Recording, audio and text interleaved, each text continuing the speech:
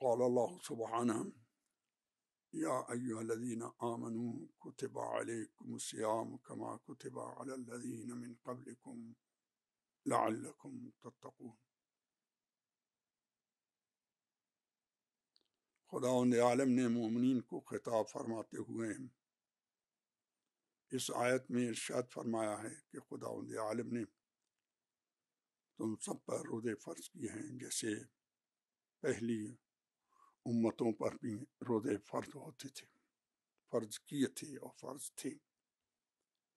یہ الگ بات ہے کہ روزے کی شرائط شریعتوں کے اختلاف کے اعتبار سے مختلف ہوتے ہیں، اور شاید بعض روایات سے ظاہر ہے کہ پچھلی امتوں میں 1 مہینے سے زیادہ روزے ہوتے تھے۔ اس امت پر خدا نے رحم کیا ہے، سال میں صرف 1 مہینے کے روزے فرض کیا ہے، اور اس روزوں کے فرض کرنے کی غرض اور غایت خداوند عالم نے اسی آیت میں بے بیان فرمائی ہے، لعلکم تتقون۔ خداوند عالم نے روزے اس لیے فرض کیے ہیں کہ ہم اس روزے کے واسطے سے متقی بن جائیں۔ قرآن میں مختلف جگہوں پر مختلف طریقوں سے ہمیں تقوی حاصل کرنے کی دعوت دی گئی ہے، اور بار بار خداوند عالم نے تقوی حاصل کرنے کی طرف رغبت دلائی ہے، اور واضح ہے کہ تقوی کی اہمیت اس وقت واضح ہوتی ہے جب ہم خداوند عالم کے اس فرمان کی طرف توجہ کرتے ہیں۔ قال اللہ سبحانہ، خدا فرماتا ہے انما یتقبل اللہ من المتقین، خدا صرف متقیوں کے اعمال کو قبول کرتا ہے۔ اس کا مطلب یہ ہے کہ کوئی نیک عمل قبول نہیں ہوتا جب تک انسان متقی نہ ہو۔ متقی بننا، متقی ہونا، تقوی حاصل کرنا، اس سے انسان اپنے اعمال کی قبولیت کا سبب پیدا کرتا ہے۔ جو متقی نہیں ہے اس کا کوئی عمل قابل قبول نہیں ہے۔ خداوند عالم نے روزے کو بھی فرض کیا ہے تاکہ ہم متقی بن جائیں اور تقوی حاصل کریں، اور تقوی حاصل کرنے سے ہم بقیہ اعمال کے قبول ہونے کا وسیلہ بھی حاصل کریں گے۔ ہم بر صغیر میں مختلف جگہوں پر جہاں یہ میری آواز پہنچ رہی ہے، سب پہ واضح ہے کہ ہم مسلمین، خصوصاً شیعہ اہل بیت، بہت نیک اعمال، ان میں سے ظاہر اور واضح اعمال ہماری اہل بیت کے ساتھ محبت اور ان کی محفلیں، ان کی مجلسوں کو برپا کرنا ہے، ان کی مصیبتوں میں رونا ہے، ان کی مصیبتوں کو یاد کرنا ہے، ان کی ہم مصیبتوں کا پرچار کرنا ہے۔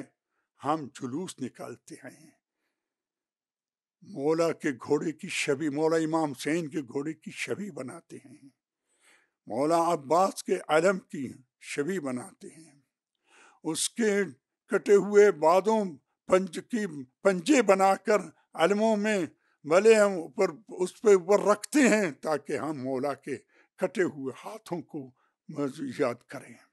یہ سب ہم صرف اس لیے کرتے ہیں کہ اپنی محبت کا اہل بیت کے ساتھ مظاہرہ کرنا چاہتے ہیں، اور دنیا کو ہم اہل بیت کی محبت کی طرف دعوت دینا چاہتے ہیں۔ یہ بہت عظیم عمل ہے۔ ہم ہر مجلس میں، ہر مجلس حسین خواہ کسی معصوم کی وفات میں، شہادت میں وہ مجلس ہو، اس مجلس کے اختتام پر ہم امام حسین کی مختصر سی زیارت پڑھتے ہیں، گویا کہ ہماری نیکیوں کا تاج جو ہے وہ امام حسین کی مصیبت کو یاد کرنا ہے، امام حسین کو یاد کرنا ہے۔ لیکن یہ بھی ایک عمل ہے۔ خداوند عالم فرماتا ہے انما یتقبل اللہ من المتقین، خدا صرف متقیوں کے اعمال قبول کرتا ہے، جو متقی نہیں ہے اس کا عمل قابل قبول نہیں ہے۔ جو کسی وجہ سے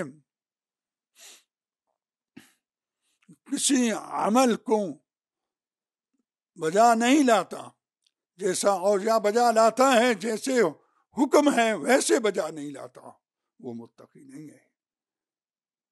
ہم سب کا فریضہ ہے کہ ہم ماہ رمضان کی ابتدا سے لے کر انتہا تک روزوں کی پابندی کریں اور روزے رکھ کر اپنے اعمال کو درست کریں اور اپنے اعمال کے قبول ہونے کا ذریعہ پیدا کریں، وہ تقویٰ ہے۔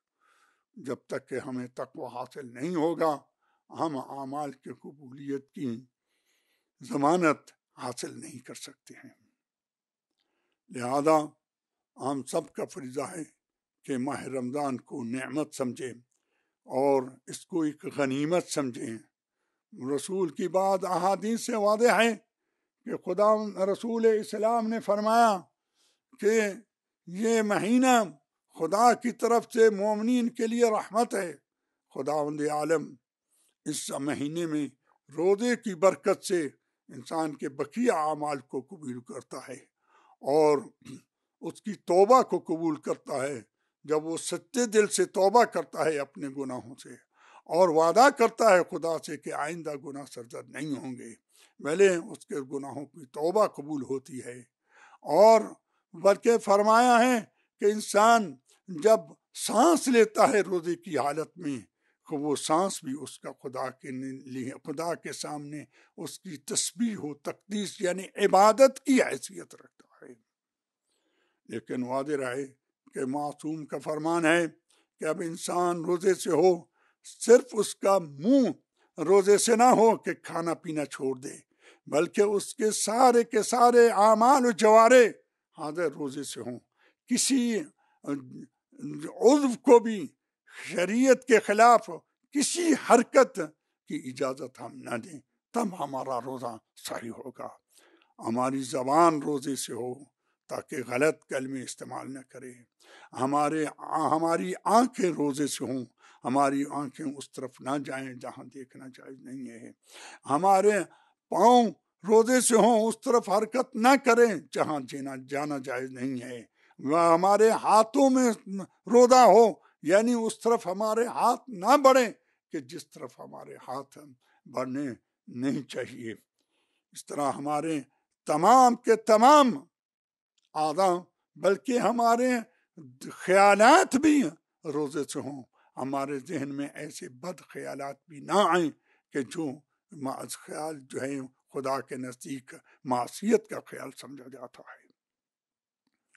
اور بڑے افسوس کی بات ہے کہ بعض بھلے لوگوں سے خبریں مجھے ملی ہیں، وہ خیال کرتے ہیں کہ اس وبا کرونا سے بچنے کے لیے انسان دائماً پانی پیے اور تاکہ اس وبا سے بچا رہے۔ میرے پاس مہم ڈاکٹروں کی رپورٹیں پہنچی ہیں دنیا کے مختلف جگہوں سے، انہوں نے صاف لکھا ہے کہ روزے رکھنے سے اس وبا سے بچا جاتا ہے۔ لہذا ہم روزہ رکھیں گے تاکہ خدا ہمیں اس وبا سے محفوظ رکھے۔ البتہ بھلے ہمارا فریضہ ہے کہ ڈاکٹروں کی نصیحتوں پہ عمل کریں تاکہ ہم کسی اس وبا میں یا کسی اور مشکل میں گرفتار نہ ہوں، لیکن روزے کو نہ چھوڑیں۔ البتہ اگر کوئی خدا نخواستہ اس بیماری میں مبتلا ہو چکا ہے اور اس بیماری سے شفا ہونے کے لیے پانی پینا یا کوئی اور دوائیں کھانا دن میں ضروری ہو تو اس صورت میں روزہ چھوڑنا جو ہے وہ ضروری ہوگا۔ اور جب تک انسان خود اس وبا میں مبتلا نہیں ہے تو اس کا فریضہ ہے کسی شرعی عذر کے بغیر روزے کو ترک نہ کرے. اگر وہ روزے کو ترک کرے گا تو اس نے خدا کی معصیت کی ہے، گویا کہ خداوند عالم سے اس نے بھلے اعلان جنگ کیا ہے. استغفر اللہ ربی واتوب الیہ. تو ہم سب کا فریضہ ہے کہ روزے رکھیں، اور روزے رکھ کر روزے کی حالت میں، بلکہ روزہ کھولنے کے وقت، روزے کے بھلے افطار کے وقت، روزہ کے رکھنے کے وقت سب اپنے آپ کو خدا کا مہمان بنائیں اور خدا کے دربار میں آدھا کھڑے ہو کر اپنی بندگی کا اقرار کریں اور خدا سے اپنے گناہوں کی معافی مانگیں. اس مہینے میں بہت سارے اعمال، وہ اگرچہ وہ اعمال دوسرے مہینوں میں بھی بھلے برکت اور ثواب کے باعث ہیں، لیکن اس مہینے میں وہ خاص طور پر باعث ثواب ہیں. فقیروں کی مدد کرنا، محتاجوں کی دیکھ بھال کرنا، بھلے یتیموں کی مدد کرنا، بھلے اور اسی طرح ہمسایوں کی دیکھ بھال کرنا، یہ سب ہر دن، ہر مہینے یہ ہم سے خداوند عالم نے طلب کیا ہے. لیکن خصوصاً اس شہر شریف میں، اس مہینے میں اس کو بہت اہمیت دی گئی ہے، لہذا ہم اس کو آدھا رد نہ کریں اور واضح رہیں کہ خداوند عالم نے ہم سب کو روزے کی نعمت سے نوازا ہے. میری باتوں سے یہ خیال نہ کیا جائے کہ یہ کام نیک کام، توبہ کرنا، استغفار کرنا، بھلے یہ صرف اس کے لیے ہے کہ جو روزہ رکھتا ہے، بلکہ ہر انسان کا، ہر مسلمان کا، ہر شیعہ کا فریضہ ہے کہ وہ استغفار کرے، خواہ روزے کی طاقت رکھتا ہو یا نہ رکھتا ہو. اس مہینے میں استغفار کرے، توبہ کرے اور غریبوں کی مدد کرے. اگر بولے کسی کے پاس اتنے پیسے نہ ہوں کہ کسی غریب کو پیش کر سکے تو اپنے دوستوں سے جمع کر کے کوئی مقدار پیسے جمع کرے جس سے کسی نہ کسی فقیر کی مدد کرے. خصوصاً یتیموں کی مدد کرنا بہت زیادہ ثواب رکھتا ہے. میری دعا ہے خداوند عالم اس مہینے کو بھلے ہمارے لیے برکت کا سبب کراتے اور اس مہینے میں ہماری توبہ خدا قبول کرے. ہم سب مسلمانوں کو بھلے اس وبا سے اور دوسری وباؤں سے محفوظ کرے بحق محمد و آل محمد. اللہم صلی علی محمد و آل محمد.